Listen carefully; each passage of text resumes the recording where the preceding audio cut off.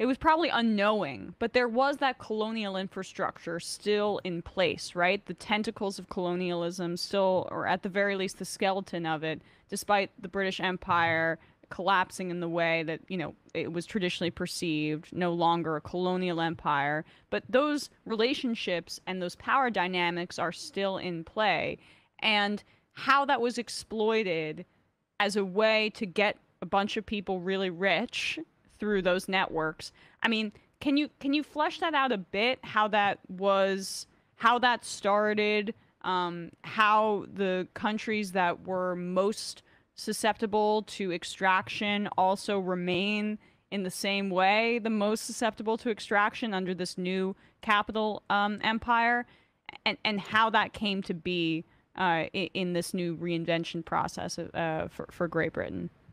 Yeah, the really important point to recognize is that the capital of all of the colonies of the British Empire, the capital of all of the colonies of the British Empire, whether that's Australia or Tanzania or the Falkland Islands, was London. So when they became independent, and many of them became independent really quite quickly, in a just sort of process of the beginning of the first demands for independence to independence in a decade, they didn't have time to build their own financial centre, to build all of that. They still kept looking to London for bond issuances, for the banks that provided finance to their companies and so on. And so those financial connections between the centre, between London and the newly independent countries. And obviously there were quite a lot of British people in those former colonies, people who'd lived to been lawyers or farmers or settlers. And, they, with the best will in the world, they had absolutely no intention of having their lives dictated by foreigners, because they retained a sort of idea that they were they didn't use the word master race because they would have been so crass, but definitely there's an aspect of, how dare these foreigners tell us what we can do? So, they didn't want to keep their money in, be it Tanzania or Kenya or Nigeria. They would send their money somewhere else. But at the time, Britain had very high taxes too, so they didn't particularly want to send their money to Britain either. And fortunately, you had all these little bits of the British Empire which didn't become independent. The British Virgin Islands, the Cayman Islands, Channel Islands, Jersey, Guernsey, Gibraltar, and all of these places had banks. So instead of sending that, they want to keep money in an ex-colony, but they didn't want to put that money in Britain either. So they could put it in little bits of the British Empire which had independent.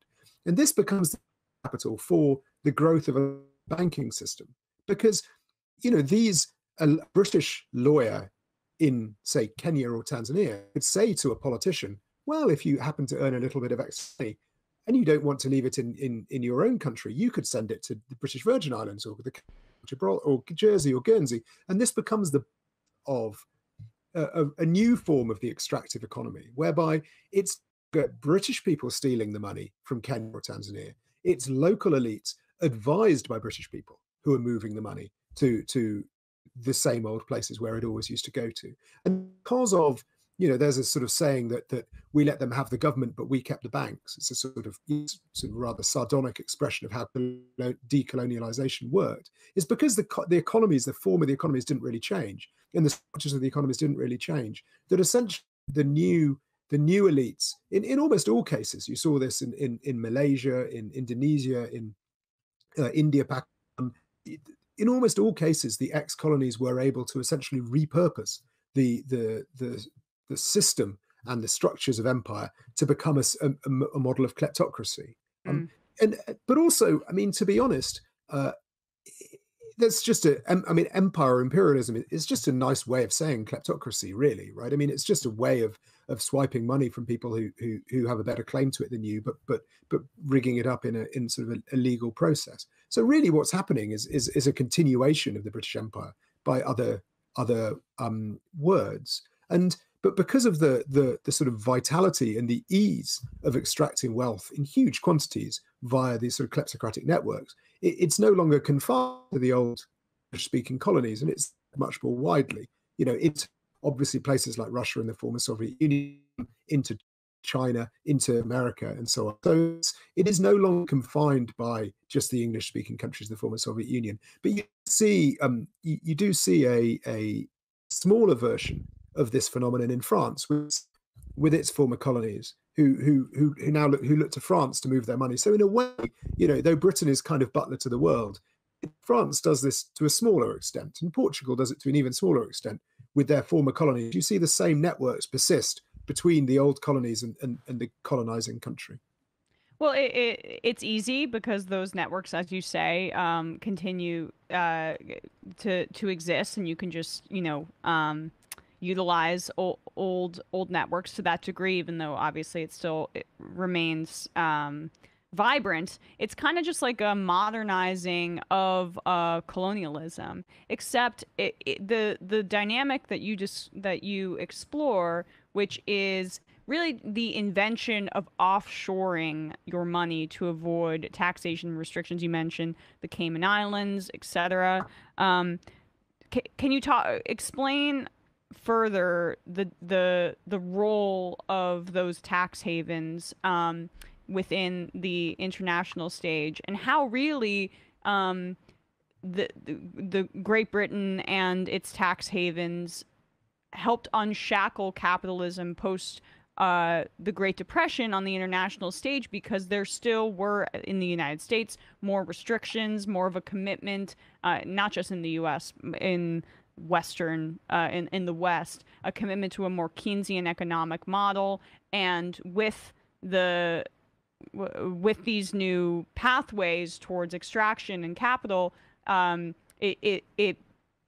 these tax havens played a significant role. I mean, it's an absolutely crucial point. I mean, obviously, for obvious reasons, when we talk about this, but then we focus on kleptocrats and oligarchs because that's the most egregious expression of how this offshore world.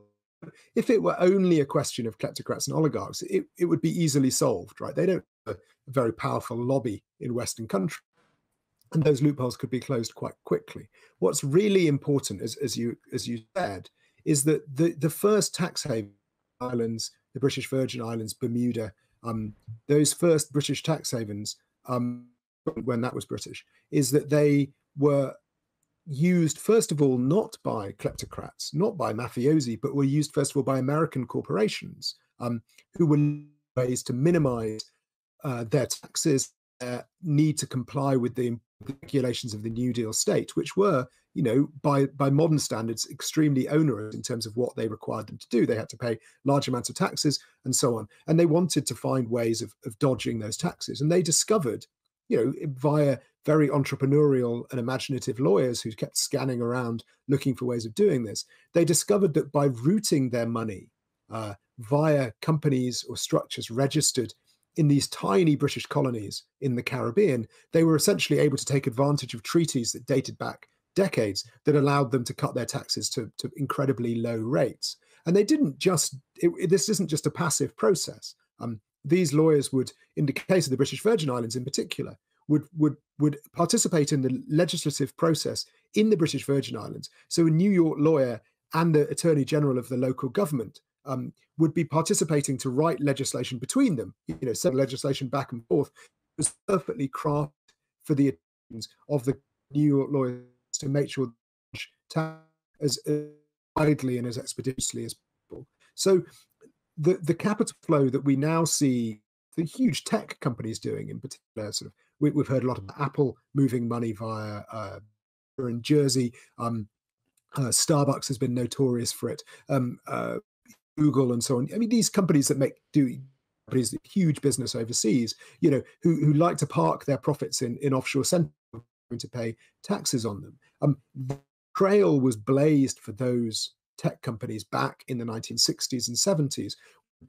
Clearing companies realized that they could move their money via these, at the time, very little known jurisdictions in the Caribbean, and essentially taxes. And I mean, there is an argument to be made. It's an argument that I think is has a lot of foundation, that essentially globalization is really offshoreization. Really, the movement of money via globalized financial systems is really to money via tax havens. Because if you look at how the money and profits are shifted, it's amazing how the profits end up in the places with no taxes. Well, even though they do no business there.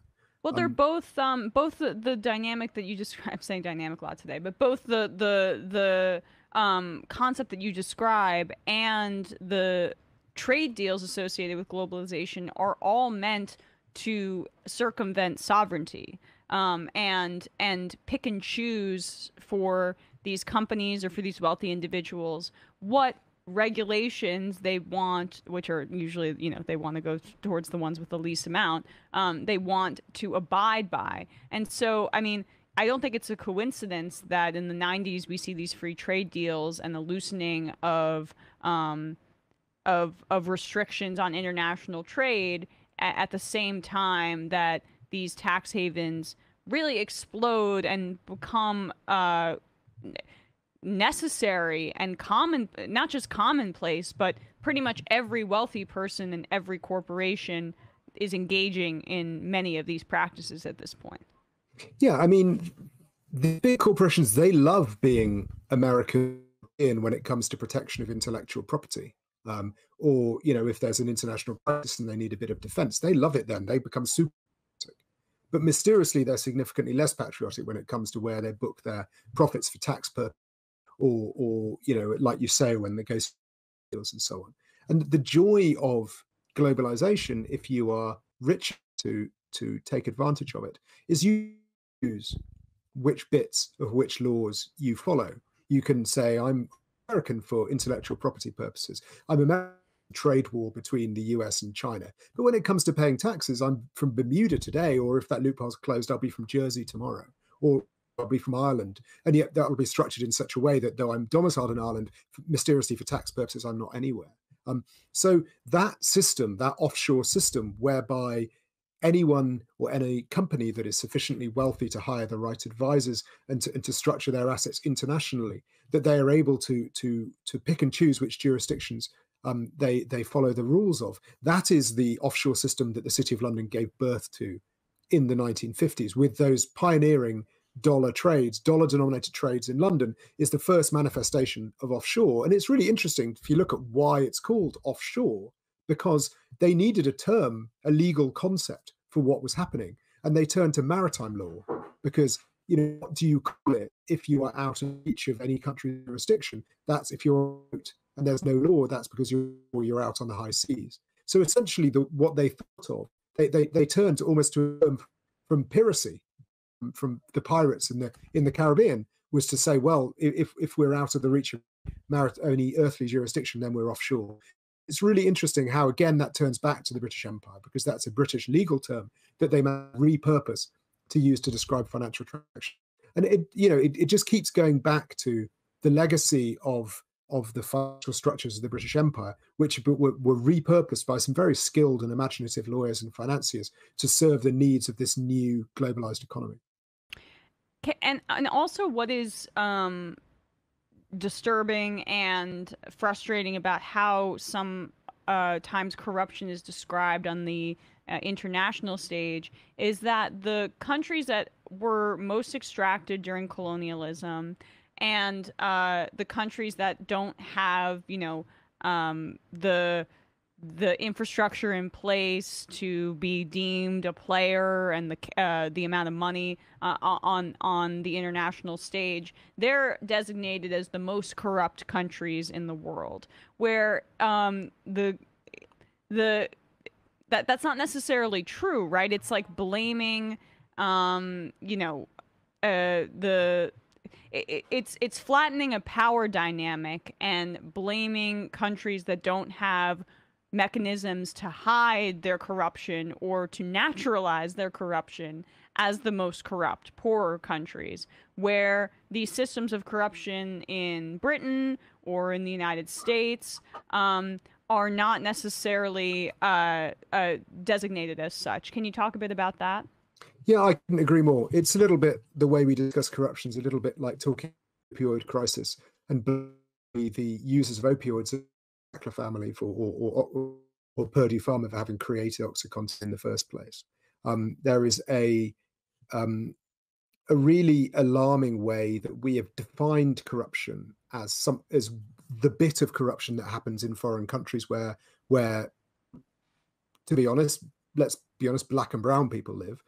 That's where corruption happens. And what happens in our countries, that's corruption. But it's an incredibly self-serving definition. And it goes, mean, obviously, it's you see it in reports by NGOs like Transparency International, but it actually goes far further than that. When the Financial Action Task Force that sets international rules around money laundering, they will, blacklist or grey list countries which aren't compliant. But the way that they do it is, and this has been demonstrated by, academics from the Central Bank of the Bahamas, is essentially indistinguishable from racism. If it was explained by racism, then the same results would be what you'd end up with. So yeah, there is a total misunderstanding about how corruption works, about the complicity of international financial centers in corruption, about the fact that oligarchs wouldn't be corrupt without enablers, and our failure to talk about that means that we can't tackle the problem, because we are failing to diagnose a disease, and if you don't diagnose it, you can't cure it. So it's really what I try and do with my books is to try and explain what corruption actually is, to look at every stage of the transaction, not just the bribe that is being taken, but also how the bribe is being given.